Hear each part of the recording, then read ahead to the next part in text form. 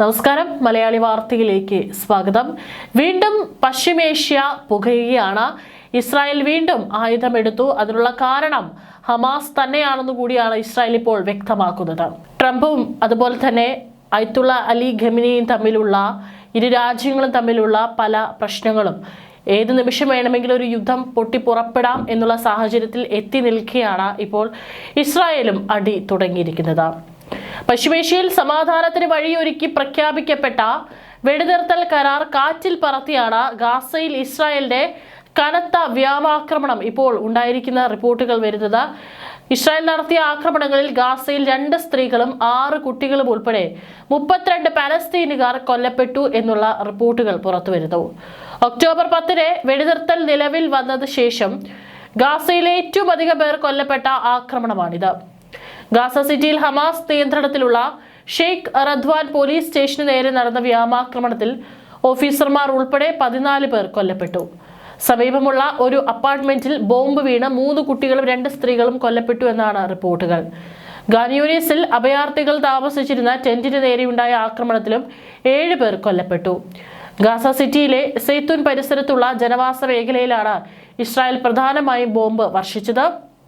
ആഭ്യന്തരമായി കുടിയൊഴിപ്പിക്കപ്പെട്ടവർ അഭയം പ്രാപിച്ച കെട്ടിടത്തിന് നേരെയുണ്ടായ ആക്രമണത്തിൽ ഒരു കുടുംബത്തിലെ 10 പേർ ഉൾപ്പെടെ കൊല്ലപ്പെട്ടു. ഗാനിയൂനിസിലും റാഫയിലും ഉണ്ടായ ഷെല്ലാക്രമണങ്ങളിലും നിരവധി പേർക്ക് പരിക്കേൽക്കുകയും ചെയ്തു. തങ്ങളുടെ സൈനികർക്ക് നേരെ ഹമാസ് വെടിയുതിർത്തെന്നും ഇതിന് തിരിച്ചടിയായാണ് ആക്രമണം നടത്തിയതെന്നുമാണ് ഇസ്രായേൽ പ്രതിരോധ സേനയുടെ വിശദീകരണം. എന്നാൽ ഹമാസ് ഈ ആരോപണം പൂർണ്ണമായി നിഷേധിച്ചു. റാഫയിൽ ഒരു തുരങ്കത്തിന് നേരെയുണ്ടായ ആക്രമണത്തിൽ 3 ഹമാസ് പ്രവർത്തകരെ വധിച്ചതായും ഇസ്രായേൽ സേന അറിയിച്ചു. ഒരു ഹമാസ് കമാൻഡർ അറസ്റ്റിലായിട്ടുമുണ്ട്. ഇസ്രായേൽ സൈനികർക്ക് ആർക്കും പരിക്കേറ്റിട്ടില്ലെന്നും വെടിനിർത്തൽ ലംഘിക്കാൻ ഇസ്രായേൽ മനഃപൂർവ്വം നടത്തുന്ന പ്രകോപനമാണിതെന്നും ഹമാസ് വക്താക്കൾ അറിയിച്ചു. ഒക്ടോബറിൽ നിലവിൽ വന്ന വെടിനിർത്തൽ കരാറിനെ പുതിയ ആക്രമണങ്ങൾ കനത്ത ഭീഷണിയാണ് ഉയർത്തുന്നത്.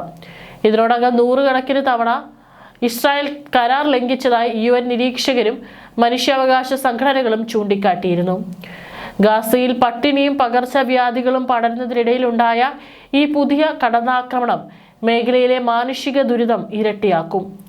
മധ്യ ഗാസയിൽ തകർന്ന കെട്ടിടങ്ങൾക്കിടയിൽ കൂടുതൽ പേർ കുടുങ്ങിക്കിടക്കുന്നതായും റിപ്പോർട്ടുകളുണ്ട്. ഇസ്രായേലിന്റെ നീക്കം സമാധാന കരാറിനെ അട്ടിമറിക്കാനാണെന്ന് പലസ്തീൻ അതോറിറ്റിയും കുറ്റപ്പെടുത്തി. വെടിനിർത്തൽ നിലവിൽ വന്ന ശേഷം ഇസ്രായേൽ ആക്രമണങ്ങളിൽ 513 പേർ കൊല്ലപ്പെട്ടതായും പലസ്തീൻ ആരോഗ്യ മന്ത്രാലയം അറിയിച്ചു.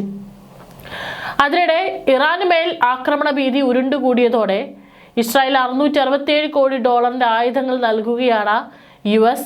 വെള്ളിയാഴ്ചയാണ് US കോൺഗ്രസ് അംഗീകരിച്ച ഇടപാടിൽ സൗദി അറേബ്യയ്ക്ക് $900 കോടി ആയുധങ്ങൾ നൽകാനും തീരുമാനിച്ചിട്ടുണ്ട്. 30 അപ്പാച്ചെ ഹെലികോപ്റ്ററുകളും അനുബന്ധ ഉപകരണങ്ങളുമാണ് ഇസ്രായേലിന് നൽകുന്നത്. 730 പാട്രിയറ്റ് മിസൈലുകളും അടക്കമാണ് സൗദിക്ക് നൽകുന്നതെന്നും നാറ്റോയ്ക്ക് പുറത്തുള്ള തങ്ങളുടെ പ്രധാന സഖ്യകക്ഷി രാജ്യത്തിന്റെ സുരക്ഷ കൂടുതൽ ഉറപ്പാക്കുന്നതാണ് ഇടപാടെന്നും US വിദേശകാര്യ വകുപ്പ് അറിയിച്ചു. ഇറാനിലെ 2 ഇടങ്ങളിലുണ്ടായ വ്യത്യസ്ത സ്ഫോടനങ്ങളിലും 5 പേർ കൊല്ലപ്പെട്ടു എന്നുള്ള വാർത്തകൾ കൂടിയാണ് പുറത്തു വരുന്നത്. അതായത് ഒരേ ദിവസമാണ് ഇപ്പോൾ ഇറാനിലും ഒരു സ്ഫോടനം നടന്നിരിക്കുന്നു. ഇസ്രായേൽ ഗാസയിൽ ആക്രമണം നടത്തിയിരിക്കുന്നു. ഇപ്പോൾ ഇറാനിൽ നടന്നിട്ടുള്ള ആക്രമണത്തിൽ 14 പേർക്ക് പരിക്കേറ്റു. തെക്ക് പടിഞ്ഞാറ് നഗരമായ ഹഹോസിൽ റെസിഡൻഷ്യൽ കെട്ടിടത്തിൽ ഗ്യാസ് പൊട്ടിത്തെറിച്ചാണ് 4 പേർ മരിച്ചതെന്ന് അഗ്നിരക്ഷാ സേനയെ ഉദ്ധരിച്ച് ടെഹ്റാൻ ടൈംസ് അടക്കം റിപ്പോർട്ട് ചെയ്തു. തെക്കൻ തുറമുഖ നഗരമായ ബന്ദർ അബ്ബാസിലുണ്ടായ സ്ഫോടനത്തിൽ ഒരാൾ കൊല്ലപ്പെടുകയും 14 പേർക്ക് പരിക്കേൽക്കുകയും ചെയ്തു. നിരവധി വാഹനങ്ങളും കടകളും സ്ഫോടനത്തിൽ തകർന്നിട്ടുണ്ട്. ബന്ദർ അബ്ബാസിലുണ്ടായ സ്ഫോടനത്തിൽ ഒരു 8 നില പാർപ്പിട സമുച്ചയത്തിന് കനത്ത നാശനഷ്ടങ്ങൾ സംഭവിച്ചു. സ്ഫോടനത്തിന്റെ കൃത്യമായ കാരണം ഇതുവരെ കണ്ടെത്താനായിട്ടില്ലെന്നാണ് അധികൃതർ നൽകുന്ന വിവരങ്ങൾ. സംഭവത്തിൽ പങ്കില്ലെന്നും ഇസ്രായേൽ വ്യക്തമാക്കി. Islamic revolutionary guard corps navy കമാൻഡറെ ലക്ഷ്യം വെച്ചാണ് സ്ഫോടനം നടന്നതെന്ന തരത്തിൽ സാമൂഹിക മാധ്യമങ്ങളിൽ വ്യാപകമായി പ്രചാരണങ്ങൾ നടക്കുന്നുണ്ടെങ്കിലും ഇക്കാര്യത്തിൽ ഔദ്യോഗിക വിശദീകരണങ്ങൾ വന്നിട്ടില്ല. എന്നാൽ അർദ്ധ ഔദ്യോഗിക വാർത്താ ഏജൻസിയായ തസ്നീം ഇത്തരം പ്രചാരണങ്ങൾ വ്യാജമാണെന്ന് റിപ്പോർട്ട് ചെയ്തിട്ടുണ്ട്. റവല്യൂഷണറി ഗാർഡ് നാവിക കമാൻഡറെ ലക്ഷ്യമിട്ടാണ് ആക്രമണം എന്ന വാർത്തകളെ അർദ്ധ ഔദ്യോഗിക വാർത്താ ഏജൻസി തള്ളിക്കളഞ്ഞു. സ്ഫോടനത്തിന് കാരണം എന്താണെന്ന് അന്വേഷിക്കുകയാണെന്നും ഹോർമോഗൻ പ്രവിശ്യയിലെ crisis director general of crisis മാനേജ്മെന്റിനെ ഉദ്ധരിച്ച് റിപ്പോർട്ടുകൾ പുറത്തുവരുന്നു. സ്ഫോടനം നടന്ന കെട്ടിടത്തിന്റെ മുൻഭാഗം പൊട്ടിത്തെറിച്ചതായും ഉൾഭാഗങ്ങളിലുള്ള വസ്തുക്കൾ പുറത്തു വന്നതായും സ്റ്റേറ്റ് ടെലിവിഷൻ സംപ്രേഷണം ചെയ്ത ചിത്രങ്ങളിലുണ്ട്. കെട്ടിടഭാഗങ്ങൾ ചിതറിക്കിടക്കുകയാണ്. മറ്റ് ഇറാനിയൻ മാധ്യമങ്ങളും സമാനമായ റിപ്പോർട്ടുകൾ നൽകിയെങ്കിലും സ്ഫോടനത്തിന്റെ കാരണം വ്യക്തമല്ല.